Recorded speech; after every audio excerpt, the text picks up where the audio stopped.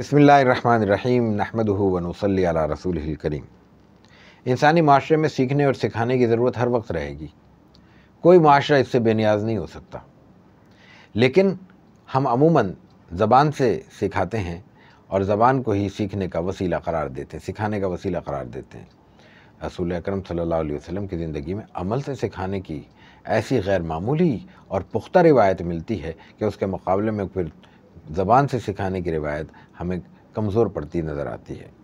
آپ علیہ الصلوۃ والتسلیم ایک موقع پر سفر میں ہیں اور آپ نے محسوس کیا کہ رمضان المبارک کے مہینے کے باوجود سفر کی صعوبتیں اور سفر کی مشقتیں روزہ رکھنے میں سفر کے لیے، سفر کرنے والوں کے لیے نقصان دہ ثابت ہو سکتی ہیں، تو آپ علیہ الصلوۃ والتسلیم نے روزہ کھولنے کو حکم دے دیا۔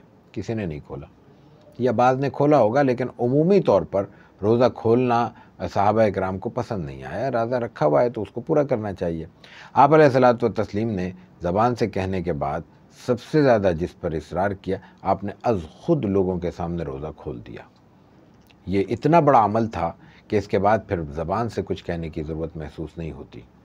حدیبیہ کا موقع ہے، آپ علیہ الصلوۃ والتسلیم نے بال کٹوانے ہیں۔ صحابہ اکرام اس حدیبیہ کے پس منظر کو ذہن میں رکھیں تو ایک بہت بڑے شاک میں ہیں، وہ معاہدہ انہیں پسند نہیں آیا۔ آپ علیہ الصلوۃ والتسلیم نے خاموشی سے ایک صحابی کو بلا کر اپنے بال کٹوا دیے اور احرام سے آپ باہر آ گئے۔